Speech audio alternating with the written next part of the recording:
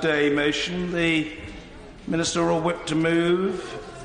No, I beg to move. Oh, well done. The question is the business of the House Today motion as on the order paper. As many as have that opinion say aye. Aye. If the contrary, no. I think the ayes have it. The ayes have it. Order. We shall come almost imminently to important business, and indeed we now do so. We come now to motion number 4, relating to the UK's withdrawal from the European Union. I have provisionally selected the following amendments, colleagues, in the following order. A, in the name of the Leader of the Opposition, Jeremy Corbyn. K, in the name of the Right Honourable Member for Ross, Skye and Lochaber, Mr Ian Blackford. C, in the name of the Right Honourable Member for Meriden, Dame Caroline Spelman. B, in the name of the Honourable Member for South Leicestershire, Alberto Costa. And F, in the name of the Right Honourable Member for Normanton, Pontefract and Castleford, Yvette Cooper. I remind the House that reference may be made in debate to any of the amendments on the paper, including those which I have not selected. I remind the House that under the terms of the business motion just agreed to, the debate may continue until 7 p.m, at which time the questions will be put on any amendments which may then be moved. To move the motion, I call the Chancellor of the Duchy of Lancaster and Minister for the Cabinet Office, Minister David Lidington. Yeah. Mr. Speaker, sir, it's a pleasure, as always, to be returning to debate European policy matters and to see the familiar cast of colleagues in all sides of the House. I beg to move the words on the order paper standing in the name of my right honourable friend, the Prime Minister. And I want to start, Mr. Speaker, by making it clear that the government's political objectives remain to leave the European Union in accordance with the referendum decision of 2016, to do so in an orderly fashion that protects jobs, living standards and investment in this country, to do so by means of a formal withdrawal agreement under Article 50, which includes clear protections for European Union citizens living in the United Kingdom and United Kingdom citizens in the 27 other EU countries, which provides for a financial settlement and which ensures that there is no hard border on the island of Ireland. And we look forward to negotiating a deep and special partnership on trade, security and political cooperation with the European Union, a community of democracies which will remain not only our closest geographical neighbours, but key partners, friends and allies in the world. Give way to my honourable friend, Mr Stoker. Well, to my right honourable friend with whom I've been debating these matters for the best part of 30 years.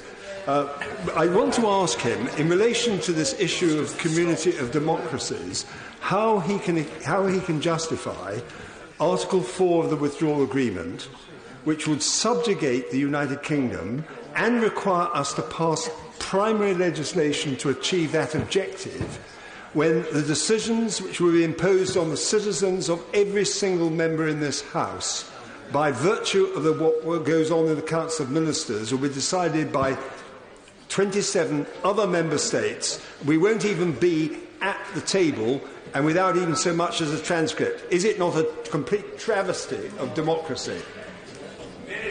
No, I mean, as my honourable friend says, he and I have been debating European matters for about 30 years. Time does fly when one is enjoying oneself. And the point I make to him is this, that I think his criticisms would have force if they were describing a situation which was intended to be permanent. All that is covered in that article of the withdrawal agreement to which he is referring are the arrangements that are necessary to govern the winding down of this country's membership of the European Union and the residual obligations that derive from that over a period of months and years. Give way to my honourable friend for Dover first, please.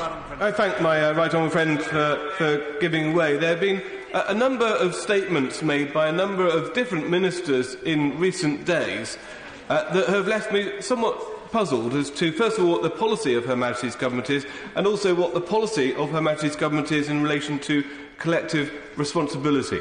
Would it be able to provide some clarification to assist the House?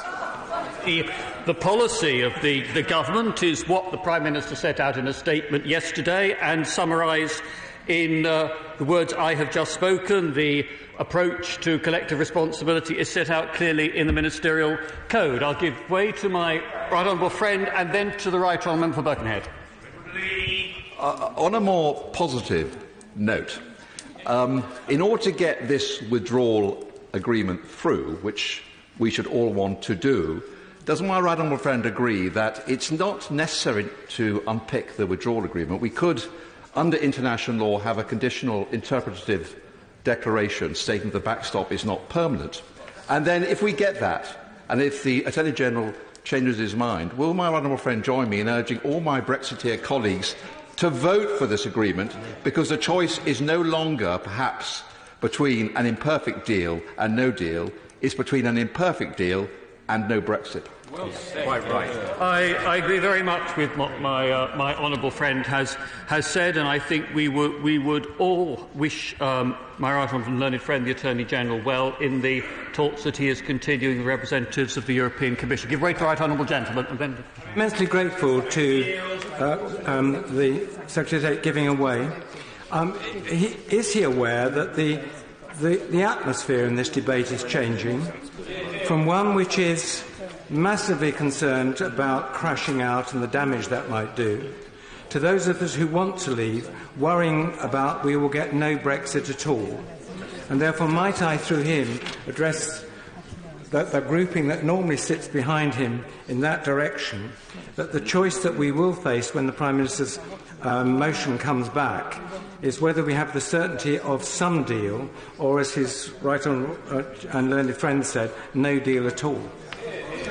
I think that the right honourable gentleman does encapsulate in his remarks very accurately the decision that faces every honourable member of this House, whichever political party or grouping they come from. I'll give way to the right honourable gentleman, then to the honourable lady. For giving way. This may help us later on in the debate. I'm just wondering if the Deputy Prime Minister could give some clarity on whether, in fact, the Government are going to be supporting Amendment B later on in relation to the amendment tabled by the member for South Leicestershire, because as I understand it, he has been sacked for putting this forward, but in fact it was something the Home Secretary was supporting. So I'm confused. Could he set out where the Government stand on this issue? It may not be the first or last time the right honourable gentleman has been confused, but I think he will have to contain his excitement till I can, if I get through a number of interventions, Mr. Speaker, make progress to deal with the amendments that have been tabled. I guess, if the honourable lady will forgive me, I had indicated I was going to give way to the right honourable member, the Chairman of the Select Committee. Then I will come to her. Very grateful to the Secretary of State for giving way. Following the Prime Minister's statement yesterday, can he just clarify something? If the Prime Minister's deal, when it returns to the House, is defeated, and leaving with no deal is also defeated by the House, will the motion that will be brought on the 14th of March, proposing an extension to Article 50 and setting out the proposed time period, will that time period be capable of amendment by the House? Yeah. Whether a motion is capable of amendment and which amendments are in order is, of course, always a matter for the Chair, rather than for ministers. But I would point out to the right honourable gentleman that, in addition to the opportunities for amendment that would arise on such a motion in the normal course of events, and I can't predict at this moment how the Chair will rule, that the obligations on the Government in the circumstances he's described in respect of Section 13 of the EU Withdrawal Act will also remain. Give way to the lady from North Down. Thank you, Mr. Speaker, and I am very grateful indeed to the Minister. The Minister will, of course, be well aware that we are approaching the 21st anniversary of the signing of the Belfast Good Friday Agreement on the 10th of April, just days after we are due to Brexit. So I have assumed, and I want the Minister to confirm this, that in light of the Government's repeated emphasis on its commitment to the Belfast Good Friday Agreement throughout the Brexit negotiations, and quite rightly so, that the Government has been busy organising, planning a significant event to mark its commitment to the Belfast Agreement. Would the Minister just shed some light on that particular anniversary event? Well, I think that the detail of any events to mark this anniversary would be a matter for my right honourable friend, the Secretary of State for Northern Ireland, to announce. But what I can say to the honourable lady is this, that the Government, and certainly I personally, would regard the achievement of the Belfast Agreement and the development of the peacemaking and peace-building process in Northern Ireland as one of the most signal political achievements of successive governments of different political parties in this country during my career in this House. I can remember being called to meeting with other government backbenchers in John Major's office when he first reported on the message that he had received from the back channels to Sinn Féin IRA about the prospects of a process opening up.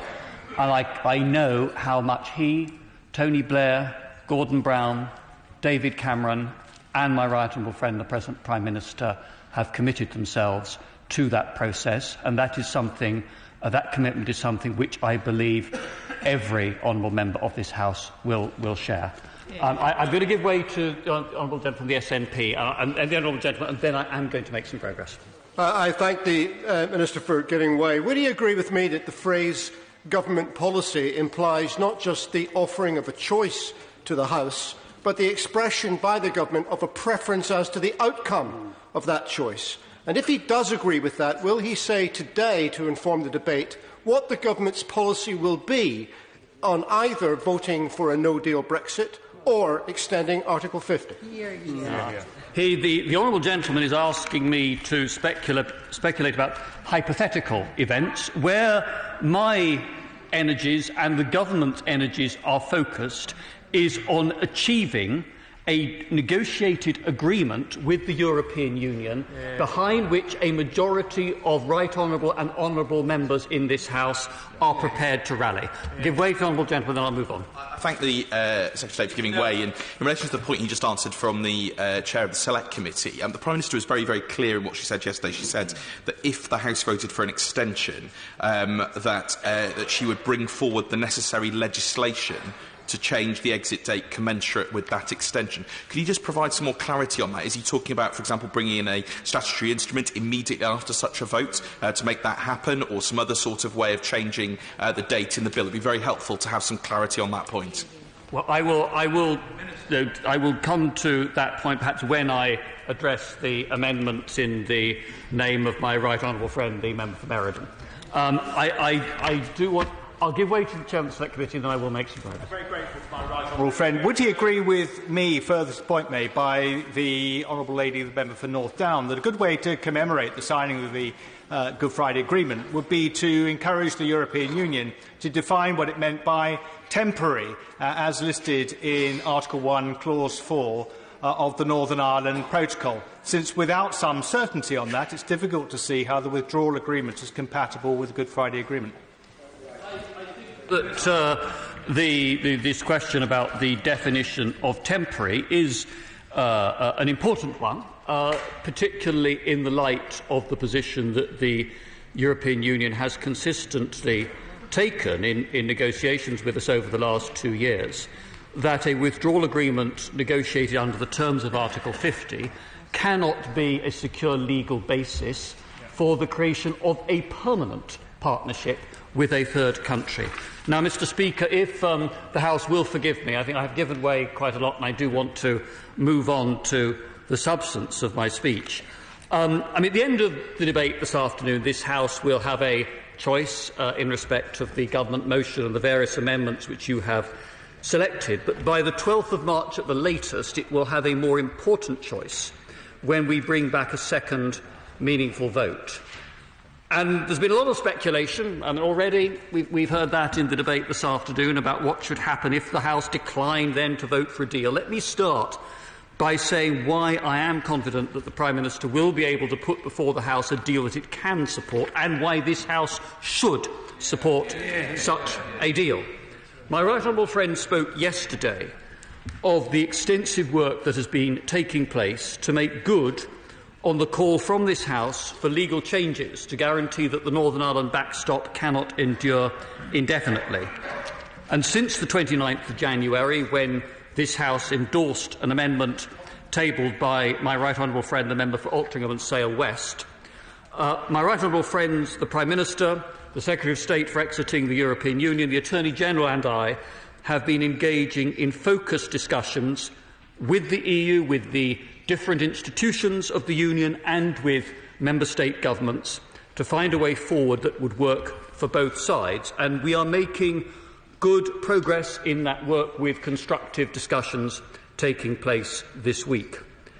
Honourable members will also have heard that there have been discussions too on the political declaration, including additions or changes that increase the focus and ambition of both sides to deliver the future partnership we both seek as soon as possible.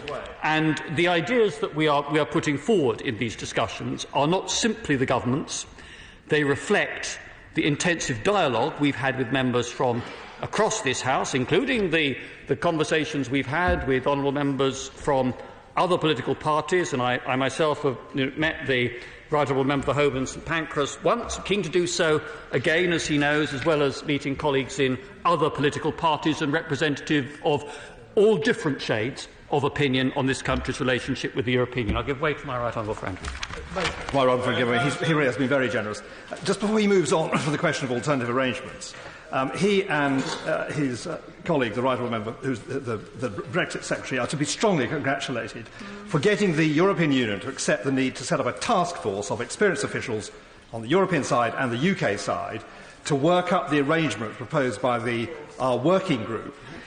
Could he guarantee that those proposals, once accepted, there will be a commitment in the agreement, in the treaty, that will be legally binding and will commit the government and the European Union to a definite and definitive date by which they will be implemented? Mr. Speaker, my right honourable friend from Aylesbury has championed this approach for a long time now, and I'm grateful to him and to other colleagues on this side of the House for the detailed discussions that have taken place with my right honourable friend, the Secretary of State, and others about alternative arrangements to ensure the absence of a hard border in Northern Ireland. Let's not forget that this term, alternative arrangements, features in both the Withdrawal Agreement and the political declaration. They are already known concepts in the documents that have previously been agreed. So this has led, I'm trying to reply to my right honourable friend.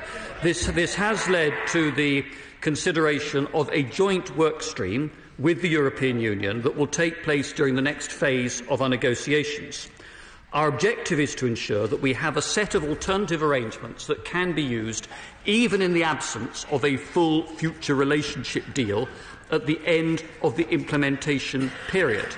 And the EU has agreed to prioritise what will be an important work stream in the next phase. But we will also be setting up here domestic structures to take advice from external experts, from businesses who trade with the European Union and beyond, and from colleagues across this House. This will be supported by civil service resources and £20 million of government funding. Give way to the honourable lady. For giving way, he mentions the hard border and the backstop.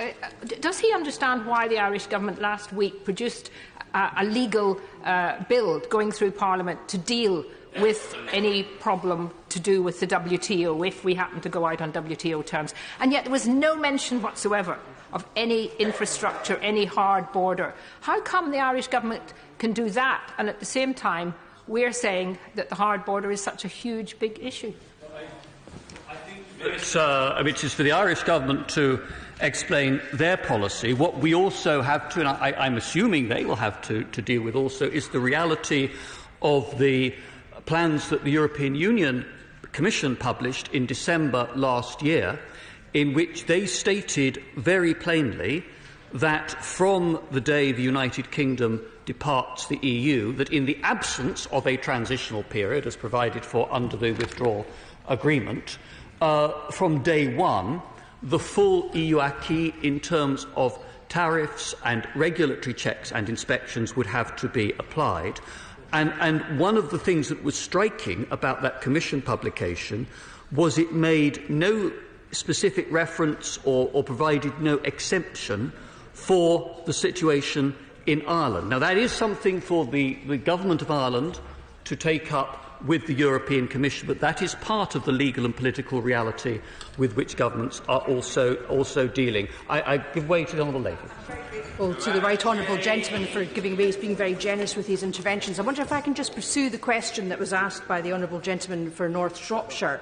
Would I be correct in understanding that these discussions that are going on about the backstop relate purely to the next phase of the negotiations and what can be done in relation to the political declaration, and do not involve any question of opening up the withdrawal agreement and changing the force of the withdrawal agreement? That's what it is, isn't it? If you look at the Prime Minister's statement yesterday, it was all about the next phase.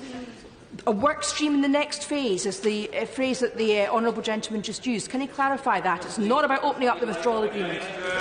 With the Honourable Lady that when the Attorney General has been talking to representatives of the European Commission this week, when my right honourable friend, the Secretary of State, has been talking to representatives of the European Commission, they have been talking about changes to the overall terms of the agreement to facilitate our orderly departure from the European Union.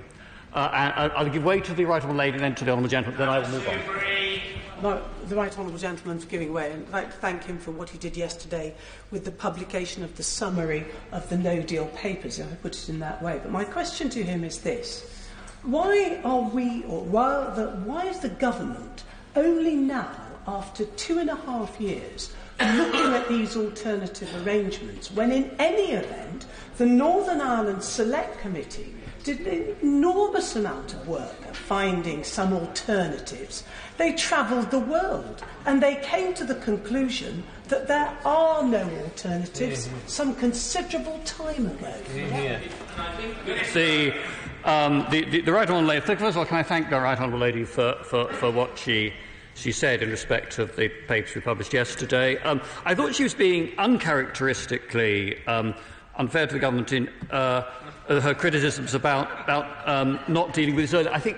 I think that the truth is that a lot of both official and ministerial time was spent over the last 18 months in examining some of these. One of the problems that was identified, and which still confronts us today, and which we are talking to the European Commission about in the context of these discussions about alternative arrangements, is that we have to deal not only with the problem of the technology itself and making sure that there is technology that is fit for purpose, but we would also, on the sort of model that has been discussed, need to see quite a significant number of derogations by the EU from its normal arrangements. And so there are legal and not just technical problems that would have to be overcome. Give way to the honourable gentleman, then I'm going to make progress. Would the honourable member agree that because the political declaration is legally non-binding, any concessions he gives on the level of alignment to the single market, the customs union standards, the environment, are intrinsically changeable in the future, and that the only safeguard in place to stop a sort of slash and burn approach to a future Tory government is the backstop itself? I place rather more faith in this House than the honourable gentleman would appear to do, because I don't think that there is any appetite in Parliament for what he described as a slash-and-burn approach to standards. Now, Mr. Speaker, we believe that our deal is the right one for this country, and there is no better deal that is available on the table. I also so believe, the government believes, that leaving with our deal is better than leaving without a deal. I'll give way to my honourable friend, since he tried valiantly to persuade you, Mr. Speaker, to accept an amendment that was unsuccessful. I'll let him in now. First of all, I hope my right honourable friend will agree that Amendment J, which unfortunately wasn't tabled, but I'm sure the government will have no problem with amendment and accepting Amendment J, at least in principle, and I look forward to hearing about that. But can I just put this to my right honourable friend? For many of us who have wished the Prime Minister well, we recognise that compromise is required on both sides in these negotiations. The transition period isn't brilliant, but the backstop does have to be sorted out with regard to its indefinite nature. In recognising that, does my right honourable friend, is he at all concerned that the next steps, as outlined by the Prime Minister yesterday, just perhaps might make a good deal less likely, because the EU may hope that Parliament does its work for it by taking no deal off the table and extending Article 50? Yeah, exactly. I genuinely don't fear that, because what I'm finding increasingly in my conversations with politicians in different parts of Europe is that they want this issue sorted out. Frankly, they have got politics of their own.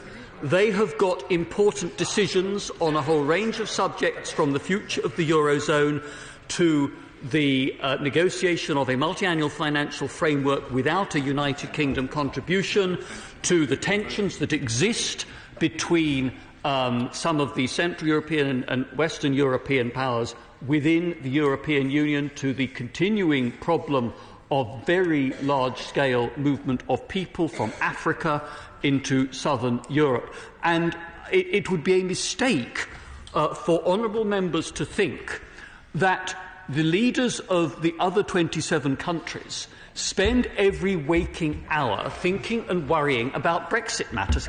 I'll give way to the right honourable member for old time's sake, then I'll come back to the honourable member for Healand, then the honourable lady, then I'm extremely grateful to the Secretary of State. He's been very, and if I may say so, typically generous in giving way to members from all sides of the House. He was just referring to the position of other member states. Yesterday, the Prime Minister told us for the first time that she would countenance an extension to the Article 50 period.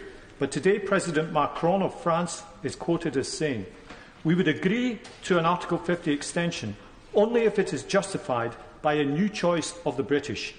In no way would we accept an extension without a clear objective." Isn't it the case that if there is to be an extension, it must be an extension with a purpose, rather than for 2 or 3 months of the same parliamentary gridlock? No, I agree with the right honourable gentleman, and I don't think what he's just said is any different from what the Prime Minister or other ministers have been saying at this dispatch box for several months now. Give way to the honourable member. Thank you very much, Mr. Speaker Stapley.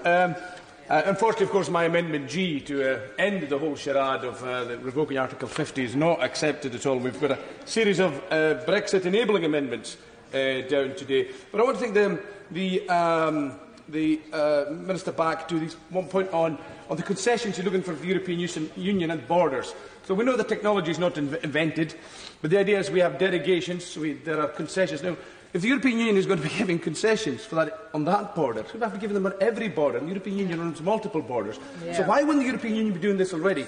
The reason they're not is because we're back to UK pie-in-the-sky fantasy thinking, and I hope he accepts that. I think the flaw in the honourable gentleman's logic was this, that it should be something that would be welcome to any government or any supranational authority like the European Commission if technology and systems are available which streamline border processes, whether we were talking about the border between Northern Ireland and Ireland, or the border across the short straits, or other external borders of the European Union with third countries. I'll give way to Honourable Lady for Totnes. I thank the Secretary of State for giving way. I'm glad that the Government has published at least the summary of the no-deal consequences and hope that they will go much further and publish the detail. But can I ask the Secretary of State, has he also seen this week in the Lancet the detailed paper that's been published about the health consequences of no-deal? And will he assure me that if he hasn't seen it, that he will look in detail at those consequences? Because I believe no responsible government could inflict that kind of pain on its people. Well said. Absolutely. I haven't seen that particular paper. I will make sure I look at it and draw it to the attention of my right honourable friend, the Secretary of State for Health. What I would say, I hope by way of some reassurance to the honourable lady, is that the Secretary of State for Health and Social Care has been making these preparations one of his very top priorities. He wrote to the leaders of the healthcare and pharmaceutical sectors in December last year, and the NHS executive is working very hard on making sure that contingency arrangements are in place to ensure that the supplies of medicines continue to be available. Yes, I haven't given way to the Honourable Lady before, so I am very grateful to him for giving way, and I wanted to just be a little bit helpful, because in his response to the honourable member on the benches next to me, he basically said that he didn't see any difference between what President Macron was saying and what the Prime Minister was saying yesterday. There is a huge difference. What the Prime Minister was saying yesterday was that she would use any extension for more dither, delay, faffing, kicking the can down the road. What President Macron is saying is that there has to be a purpose, and that the purpose that is gaining more and more credibility across the House is precisely to put this to a public vote.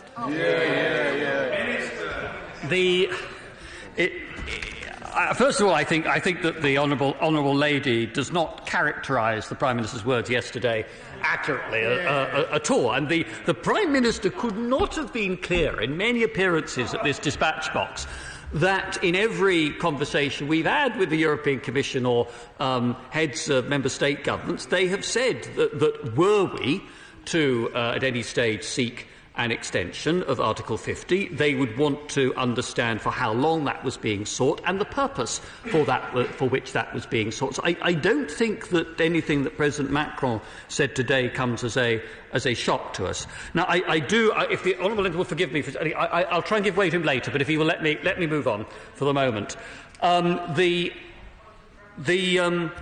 I said, Mr. Speaker, that the government believes that leaving with our deal is better than leaving without a deal. And honourable members who have seen the summary paper published yesterday will know that, and from other sources too, that there is no avoiding the fact that an abrupt departure from the European Union without an agreement of any kind would lead to a shock to our economy, and that it would not be possible for a government, even with the most meticulous planning of arrangements in this country, to mitigate and plan entirely for what might be happening out with our own jurisdiction, and we would be reliant in those circumstances, for example, on the readiness of the authorities in France and elsewhere to introduce streamlined checks and procedures, or the readiness of the European Commission to allow a derogation short-term from its normal rules and practices. As a responsible government, we've therefore been taking appropriate steps to minimise that disruption and have published extensive information to ensure the country is prepared. We've published and updated 106 technical notices and contacted the 145,000 businesses who trade with the European Union to help them prepare for no-deal customs procedures. And it is, Mr. Speaker, a fact that as long as this House is unable to agree to an alternative course of action and get behind a particular agreement on exit from the European Union, then businesses and individuals will have to plan for and take action as well. And the government has taken and will continue to take steps to provide businesses and citizens with advice to help them make preparations to mitigate the potential impacts of a no-deal Brexit. And the paper yesterday showed that there's more action businesses should consider taking, and which the government urges them to plan for as necessary. I give way to my honourable friend and then to the honourable lady. Then I'm moving on.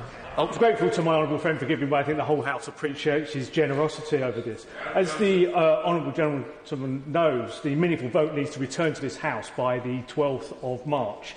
If that vote falls, we then, the following day, presumably, move on to whether or not we rule out no deal.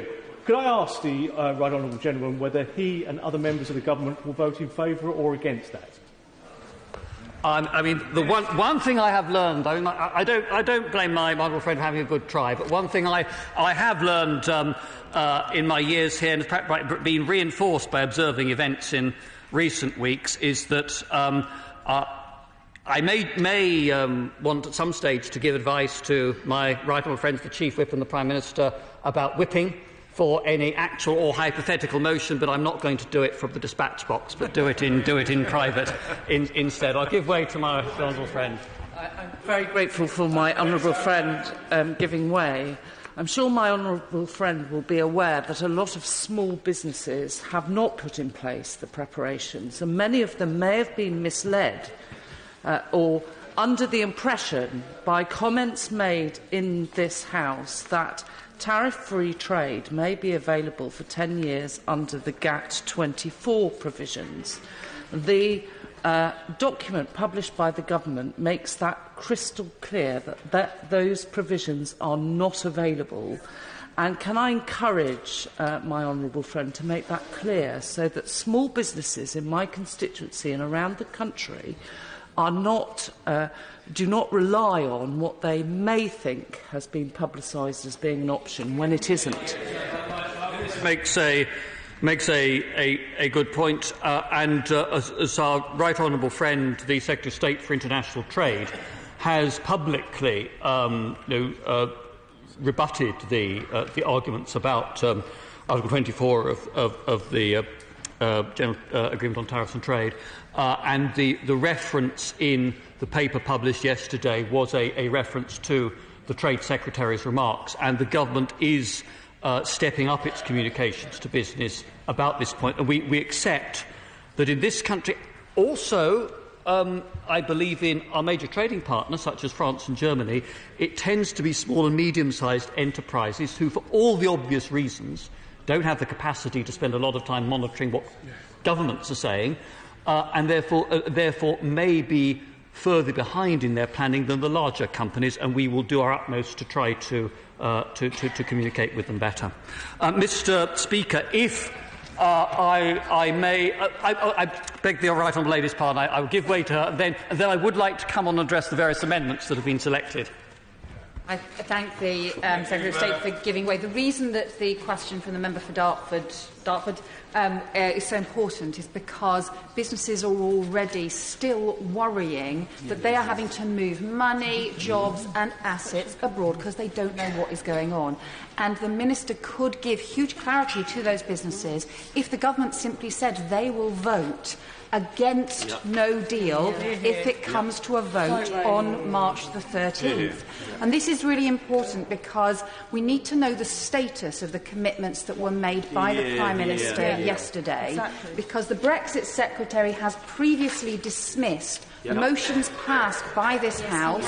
He said that legislation, frankly, the legislation takes precedence over the motions and has, referring to previous motions against no deal, and he has also said that the government's policy continued to be to leave with no deal on March the 29th if there wasn't a deal passed by this House. Could he now confirm that as a result of the Prime Minister's statement yesterday, that policy has now changed and the government policy is at least simply to be bound by the will of this House if no deal is passed by March the 13th, rather than simply to leave without a deal? The short answer to the Right Honourable Lady is yes. I will flesh this out when I respond in more detail to the amendments which have been selected, but the words that my right honourable friend the Prime Minister used yesterday were words that had been discussed and agreed at the Cabinet meeting yesterday morning. I would just say to her, in terms of her earlier question to me, that I do think she's leaping too lightly over the fact that it's the government's clear intention, before we get into any debates or motions about how we respond to a potential decision on exiting without a deal, that to bring forward to this House a motion on a revised deal and to invite the House to support that. I will be supporting the government when that vote is brought forward, just as I supported the government on the previous meaningful vote, and that decision will remain the earliest possible opportunity for this House to end the uncertainty that businesses and individuals now experience, as she rightly said. Now, I think the question being asked by my honourable friend Member for Dartford and the honourable lady is absolutely key to understanding what the Prime Minister said yesterday. I entirely understand that he's retreating, as the Prime Minister does, to the argument that the aim is to get a withdrawal agreement, and I support what he says on that.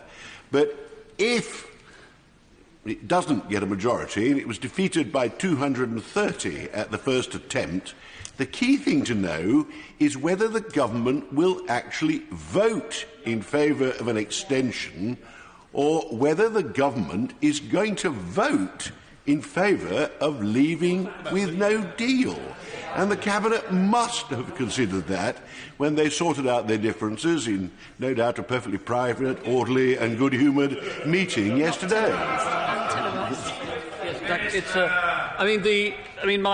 My right honourable friend is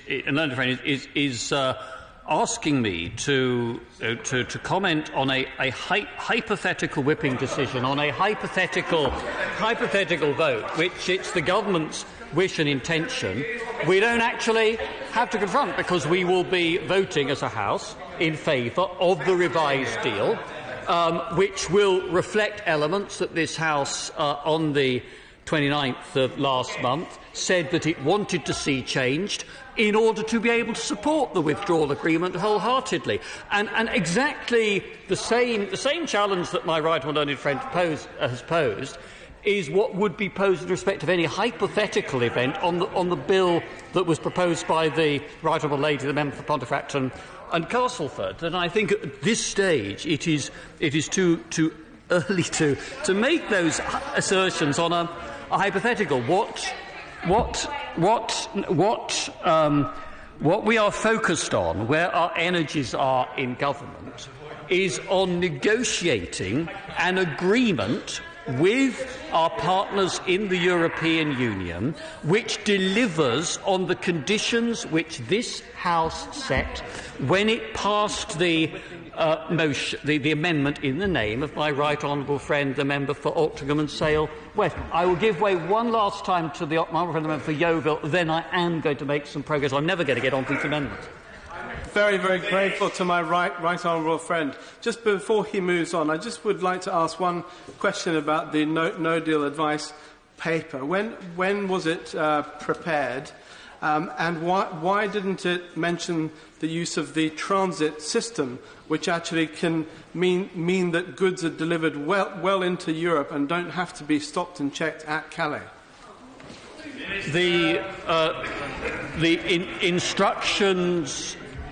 instructions were given to draft that paper following the debate last week, during which the Right Honourable Lady, the member for Broxtowe, agreed to withdraw the amendment in her name calling for the publication of Cabinet papers, following an assurance given from the dispatch box by my honourable friend, the Parliamentary Secretary at the Department for Exiting the European Union. I spoke then to the Right Honourable Lady to ascertain the information that she wanted, and what we have produced is a document which I believe is thorough, which I am satisfied can be traced in all details to documents that have gone before Cabinet or Cabinet committees, and internally I've been able to footnote every assertion made in that paper. But we took the words of the Right Honourable Lady's amendment in seeking material that had been given to Cabinet and Cabinet committees, and the content of the document was determined by that categorisation. And since I've referred to, I will give way to once more, and then I am going to make progress. As ever, Mr. Speaker is being very generous, but it is very important to make it clear. I just took a sample of the many papers from which this document has been compiled, and I can assure the House that from my reading of the contents of those papers, this was an accurate and fair summary. And the other thing is, Mr. Speaker, is that the original document that I was given was then edited because it was updated. That's how up-to-date it was, and I'm confident about that. I now want the detail, but that's another matter. I'm very grateful to the Right Honourable Lady. If I can now move on to the various amendments that have been tabled, and if I can move straight to Amendment F in the name of the Right Honourable Lady Member for Pontefract and Castleford, by Right Honourable friends, the members for West Dorset and Meriden, and the Right Honourable Gentleman starts on this important process of critical analysis to which we all look forward with eager anticipation. I simply point out to him, as I'm sure he's aware, that he's currently on 44 minutes. A snip, I know, but 44 minutes. Minister. Mr. Speaker, I will try and restrain my appetite to give way to interventions further. Yesterday, the Prime Minister set out 3 clear commitments to the House that should provide reassurance and clarity about the way forward. First, we will hold a second meaningful vote by Tuesday, the 12th of March at the latest. Secondly, if the government have not brought forward a further meaningful vote, or if we have lost such a second meaningful vote by Tuesday the 12th of March, then we will, in addition, and I stress this is in addition, not in place of, the government's obligations to table a neutral amendable motion under Section 13 of the European Union Withdrawal Act 2018, table a motion to be voted on by Wednesday the 13th of March at the latest, asking this House if it supports leaving the European Union without a withdrawal agreement and a framework for a future relationship on the 29th of March this year. So the United Kingdom will only leave without a deal on the 29th of March if there is explicit consent in this House for that outcome. Third, if this House, having rejected leaving with the deal negotiated with the EU, then also rejects leaving on the 29th of March without a withdrawal agreement and future framework, the government will, on the 14th of March, bring forward a motion on whether Parliament wants to seek a short, limited extension to Article 50, and if the House votes for an extension, seek to agree that extension approved by the House with the European Union, and bring forward the necessary legislation to change the exit date commensurate with that extension. So the government is committing itself to bring forward, and therefore clearly to support, such legislation. These commitments all fit the timescale set out in the private member's bill in the name of the Right Honourable Member for Normanton, Pontefract and Castleford. They are commitments made by the Prime Minister, and the government will stick by them, as we have previous commitments to make statements and table amendable motions by specific dates.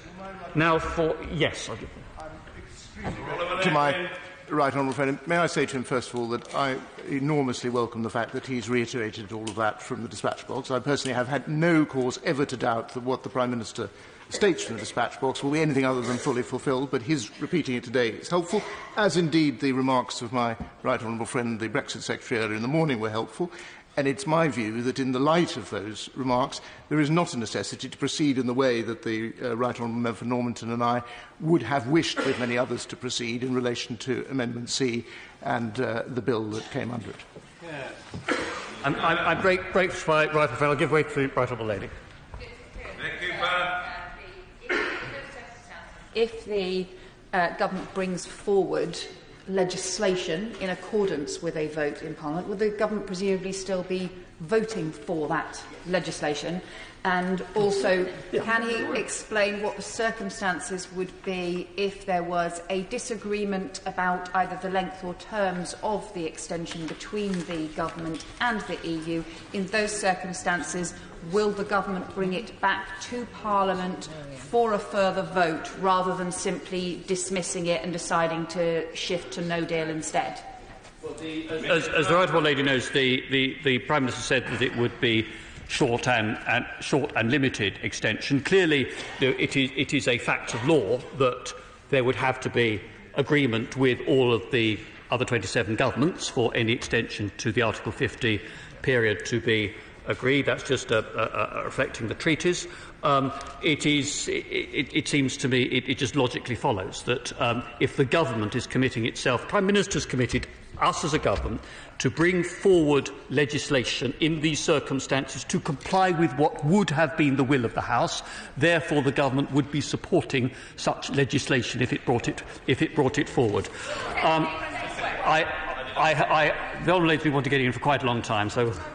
I'm very grateful to the Secretary of State for giving way. Well, with the greatest respect, he didn't ask the other question my honourable friend asked, which is if the EU does not want to agree to a short, time-limited extension, what will the government do then? Will they come back to the House with a different proposal? This is a serious, honourable gentlemen shake their heads there. But we need to know, because if the EU turns that down, then what happens? Do we crash out with no deal? Or do we have another chance to ask for perhaps a longer extension? In the absence of either an agreement to extend, or to leave with a deal, or to revoke Article 50 altogether, the default legal position under the treaties is that once Article 50 has been triggered, the exit date is 2 years after. I mean, that is a matter of European law. The honourable lady, if I can just respond, the honourable lady is asking a perfectly serious question there. I do not believe that the other governments of the European Union have either an economic interest or a strategic interest in seeing a chaotic departure of the United Kingdom from the European Union. So my belief is that there would be a negotiated agreement in those circumstances. But as I have said earlier, in the new obligation that the Prime Minister announced yesterday is in addition to the ones which in those circumstances would already flow as a result of Section 13 of the Withdrawal Act, and that is Section 13 as modified by the two amendments successfully brought forward by my right honourable and learned friend, the member for Beaconsfield. So the matter would come back to the House, and there will be an opportunity for right honourable and honourable members to put forward amendments to urge particular courses of action. I mean, Mr. Speaker, I'm conscious of the concern you expressed about time. I'm also conscious about that. The honourable friend from St Albans wanting to get it, then I'll come to my honourable friend from Stamford. Because I've listened very carefully to just about every debate on this topic, and I understand that the European Union would only give an extension if they thought there was a reasonableness behind the request. I can perfectly understand that. Can I ask, what would be the rationale that we would give to ask for this very short and limited extension, given that the House will have already rejected the newly negotiated deal? And I can't think that what else could happen in those couple of months that would be helpful.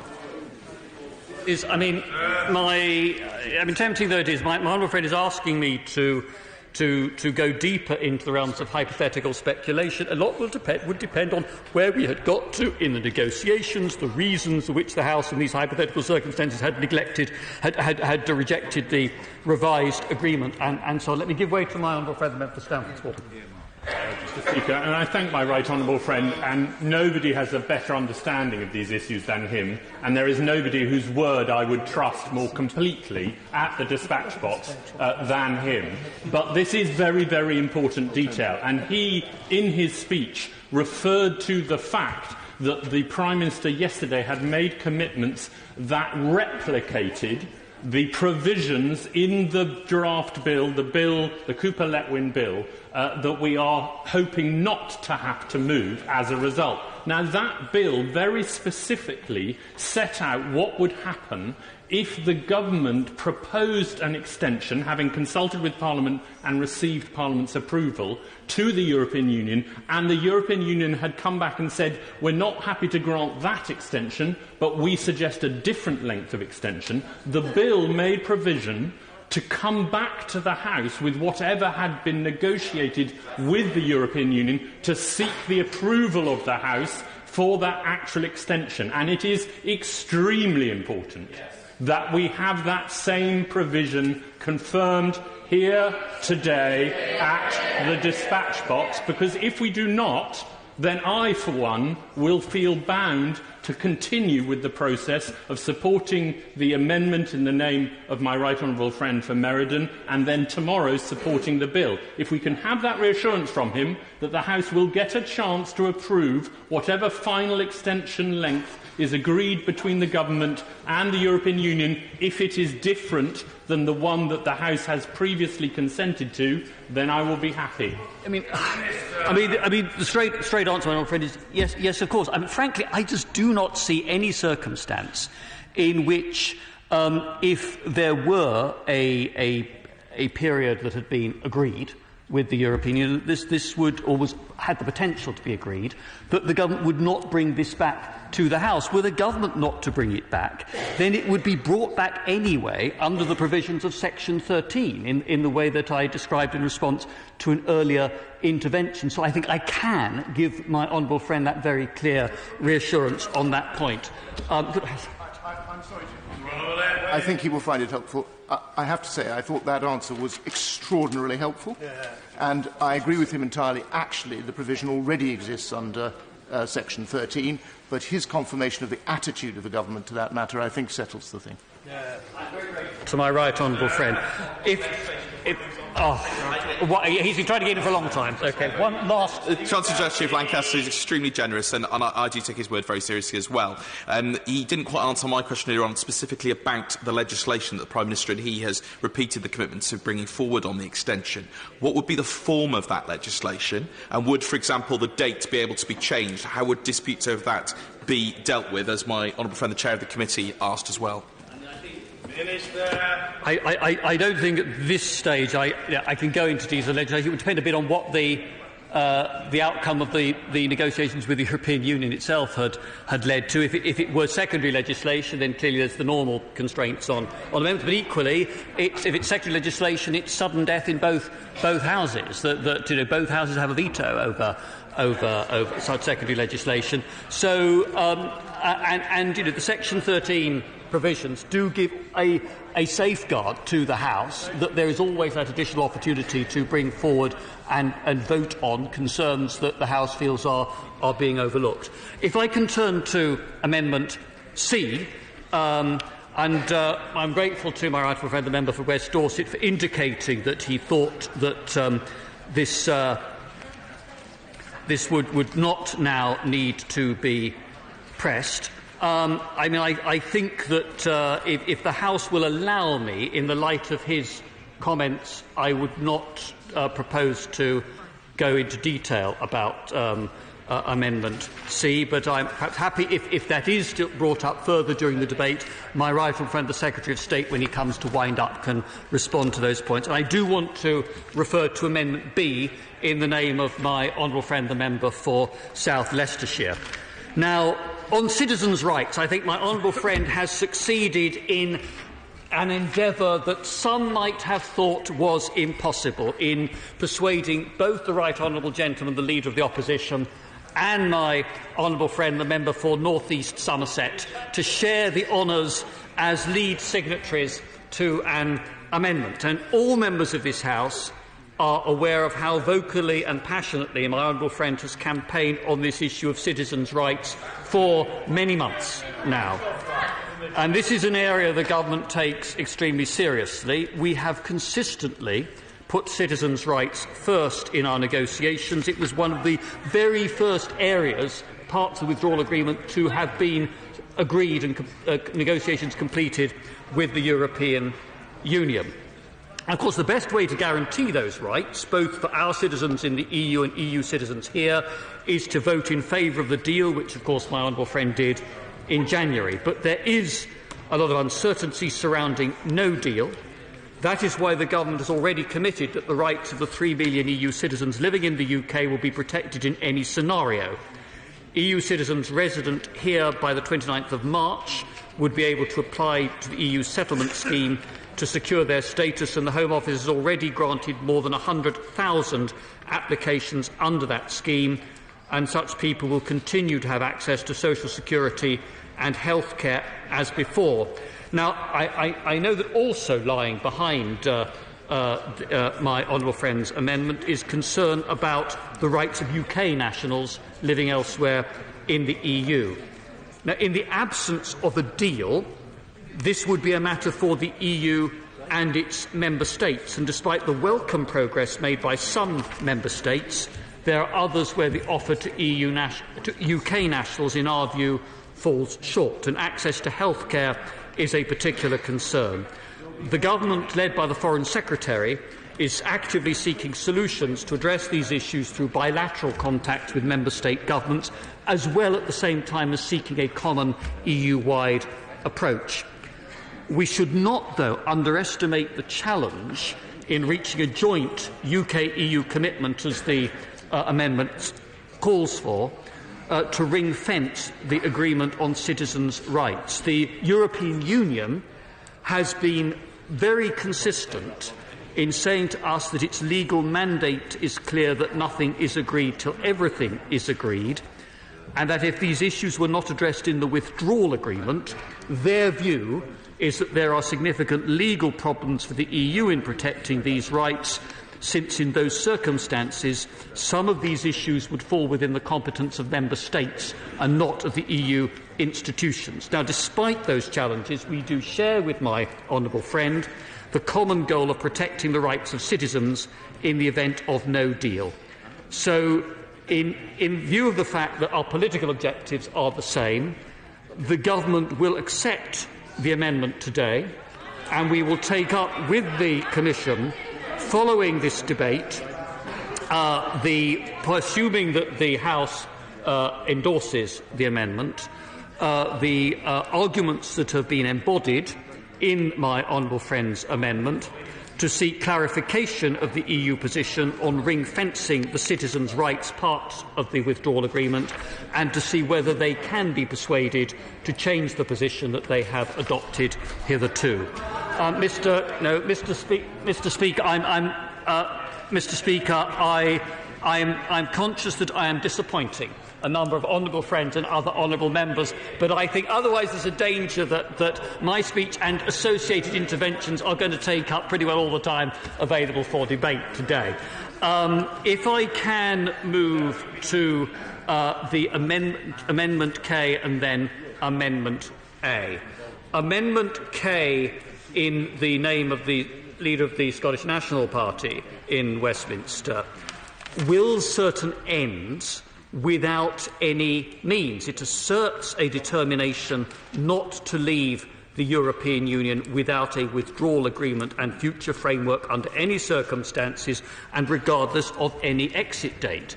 It is therefore asserting a power to override what is actually in the European Union treaties that can have no effect in terms of European law and the implications of the Article 50 process.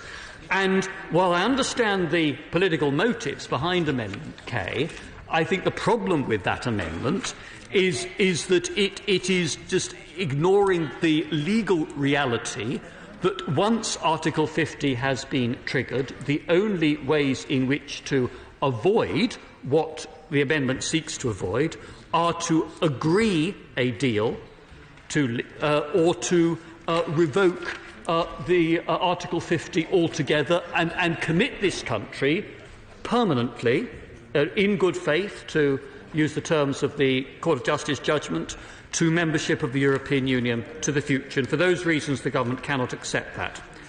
Now, I've also seen and studied the amendment tabled in the name of the Leader of the Opposition, and I would urge honourable members opposite to look at what my right honourable friend the Prime Minister said in her reply to the right honourable gentleman, because at each of the 5 points detailed in the opposition amendment, I believe the Government's deal provides the right answer for the people of the United Kingdom. So let me briefly, Mr. Speaker, take each of those 5 points in turn. First, the amendment instructs ministers to seek a permanent... Deputy Prime Minister has now been on his feet for over an hour. Is there anything that you could think of from the chair to extol him to perhaps reach his peroration in this respect? Well, it is 63 minutes. The Minister of the Cabinet Office is known for the intellectual approach that he adopts, which includes analysis in copious detail of propositions advanced by other colleagues. But I feel sure he's nearing that peroration, which is keenly anticipated. Minister. I just say to the honourable member for Perth and North Perthshire that it's his honourable friends, as well as other colleagues across the House, who've been seeking to intervene. And if somebody intervenes on me, I think in justice they deserve a considered response to the point that they have made. Now, the Amendment A instructs ministers to seek a permanent customs union. But the political declaration already provides for the benefits of a customs union: no tariffs, quotas or checks on rules of origin. And at the same time, the political declaration says rather than try and seek a voice in EU trade deals, the UK should have an independent trade policy. And beyond the label of permanent customs union, it's not clear to me what outcomes the Labour amendment is seeking that the political declaration does not offer. Second, the amendment instructs ministers to seek close alignment with the single market, but the EU has already said that the deal provides for the closest relationship possible outside the single market. And frictionless trade in goods and agri-food is one of our key negotiating objectives. And the truth is, if one looks at the EU position, they have said that completely frictionless trade is only possible if we stay in the single market, and that would mean accepting both free movement and EU state aid rules in full, things which the Labour Party's leadership has said it does not want to see, and that is why I assume their amendment is ambiguous about what a close relationship really means. Third, the amendment instructs ministers to seek dynamic alignment on rights. We are committed to ensuring that leaving the EU will not lead to any lowering of standards in relation to workers' rights. What we are prepared to do is to commit to giving Parliament a vote on whether it wishes to follow suit in the future whenever EU standards in areas such as workers' rights or health and safety are judged to have been strengthened. Fourth, the amendment instructs ministers to seek participation in EU agencies. The political declaration sets out how we aim to participate in EU programmes in a number of areas and have the closest possible relationship with EU agencies in the heavily regulated sectors. And fifth, the amendment instructs us to seek agreement on the detail of future security arrangements, including participation in specific EU tools and measures. And frankly, anybody who's listened to my right honourable friend the Prime Minister speak from this dispatch box, whether as Home Secretary or as Prime Minister, can be in no doubt about her commitment to the closest, most effective possible partnership now and in the future between police and law enforcement agencies in this country and those in other parts of the European Union. But what the amendment ignores is the very real negotiating challenge that the EU, which is the EU's position. They say that as a third country outside the Schengen area and without free movement, there would be restrictions on the UK's ability to participate in some EU tools and measures. And we do a disservice to the House if we do not recognise the reality of that negotiating challenge. Mr. Speaker, I believe that the deal that the government has negotiated provides the best way forward for this country to build its future relationship of friendship and deep partnership with the EU outside membership of the European Union. I believe that with the work that the Prime Minister, my right honourable friends, the Secretary of State and the Attorney General are undertaking to get the changes this House has asked for to the Northern Ireland backstop, that we can come back with a deal that the House should be willing, indeed eager, to endorse. That way, we will be able to deliver a result which both honours the outcome of the 2016 referendum, but does so in a way that protects jobs, prosperity and security of citizens in every part of the United Kingdom.